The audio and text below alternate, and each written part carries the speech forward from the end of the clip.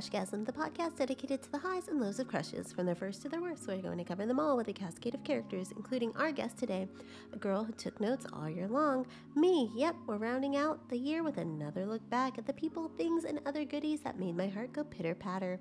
It's the official crush list of 2023, but per usual, I'm going to be covering a handful of my 2023 crushes on this episode, and the rest will be revealed in our handy-dandy top 10 that you can find at Crushgasmpodcast.com.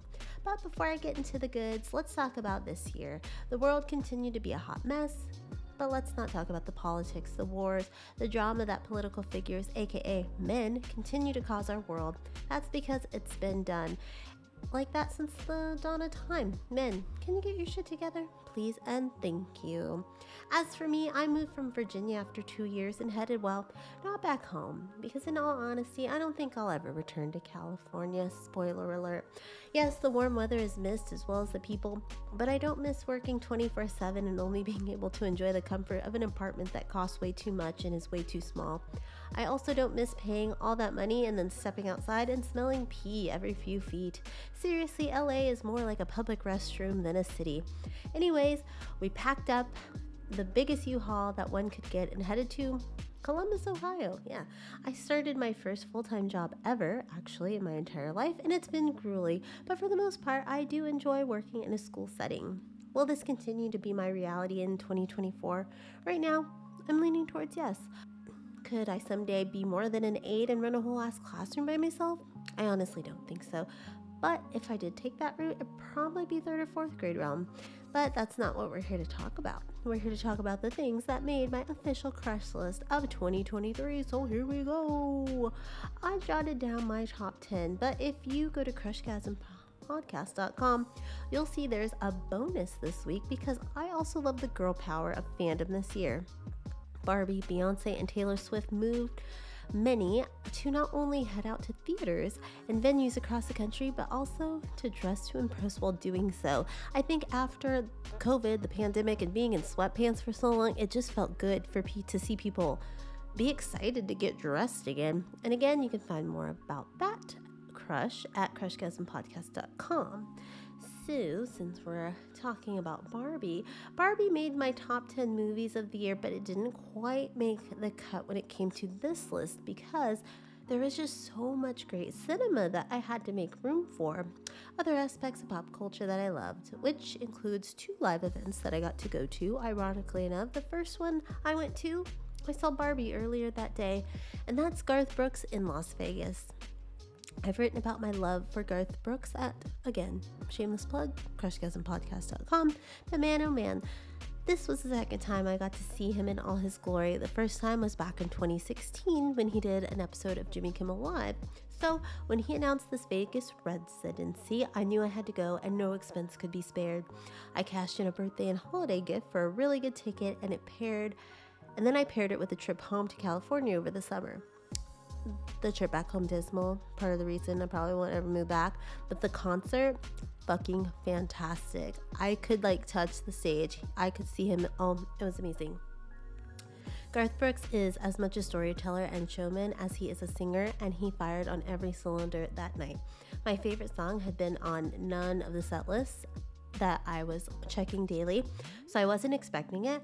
But he wound up doing it in the encore as the final song of the night, and that was the cherry on top of my entire vacation out west. Plus, a handful of hours later, I got to get on a plane and go back to my guy, my fur baby. So yeah, one of the best 24 hours I've had in 36 years on Earth.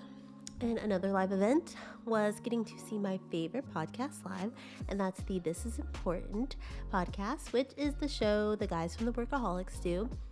That show is one of my saving graces every week. I fell into it midway during the pandemic, and it's allowed me to fall in love with those guys all over again, but the real them this time, and not just their characters, whom I also love. Plus, the show was in Columbus, and it gave us the chance to come here and look for a place that same weekend. Did I plan it that way? Yes, indeedy. It was so much fun, and getting to do that showed us why we were moving to the right place, aka somewhere where things actually happen, which, ironically enough, the Jonas Brothers then visited the place in Virginia we lived 2 weeks after we moved. Was I pissed? Yes, I was. But sticking with like a boy band type thing for a second, another thing that warmed my heart this year wasn't so much NSYNC reuniting for a song on the Troll soundtrack, nor was it their appearance at the MTV Awards where they presented Taylor Swift with like best concert ever. I don't know what she won for. I don't know what MTV gives awards for. Best TikTok video. But anyway, instead it was when they stopped by Hot Ones. One of my favorite things on YouTube. I love Sean Evans. I love the way he interviews people. And NSYNC was hilarious and made me mentally go back to 1999. Like I was watching a way more in-depth and well-constructed TRL interview. So TRL was one of my favorite shows back in the day, but this year my favorite had to be The Bear. As someone who daydreams about working with food, it's a show that's close to my heart, but also very entertaining, and the second season did not disappoint. But I do have to highlight one episode in particular, and that's the Christmas one. It seems every season so far, well, 2, will have at least one episode that causes audiences to have a panic attack, and this Christmas one, it was it for second season. Also, kudos to Jamie Lee Curtis for her guest appearance as the Hot Mess Express matriarch of the family. I'm sure she'll win an Emmy because it was, well, chef's kiss. And from the small screen to the big screen, many would have expected Barbie to be my favorite movie of the year, the way I went on and on and on about it, but when I left the theater, it felt like Ken's movie, and while every aspect in terms of the technical wonders were impressive, the story all around was just okay for me. It's still in my top 10, but nowhere near the top of my list, nor is it my number 1, because my number 1 is Teenage Mutant Ninja Turtles Mutant Mayhem. Growing up with a brother who adored and still very much loves TMNT, I know the franchise very well. I'm also with a man who loves those mutant turtles, so yeah, I was ready to see this movie, but I didn't expect to love it as much as I did. But it got me within the first few minutes because this felt, to me, like the first time we were seeing the turtles as legit teenagers who were yearning for what all teens want, and that's like acceptance, that's to just have a normal life. They wanted to go to school, have regular hobbies, date, and we got that from the first few moments of this film. So Mutant Mayhem took my love of animation and coming of age films and sewed it into one glorious piece of work that was masterfully voice acted as well. Having people who are actually youths voice the turtles was a smart choice, and they pulled it off very well. But I have to talk about Paul Rudd and Jackie Chan, who are the all-stars of the voice cast. If it's possible to win an Oscar for voice acting, please give it to Jackie Chan. He was masterfully hilarious as the worrisome father Splinter. So a couple of live shows, an interview on an interview show, Christmas from Hell that was anxiety-inducing, and a movie about a franchise that won't quit, but doesn't need to, because it's still really good.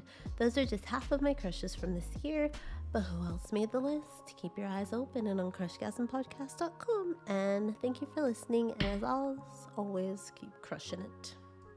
Crushgasm is part of the I Did Not Make These Rankings podcast network, alongside some other pretty cool shows, including An Evening at the Movies, Crime, Rewind, Literature Reapers, Love is Black, Masturbators, Men Are the Prize, and The Sip List. You can find all of us and more over at idnmtrpodcastnetwork.com.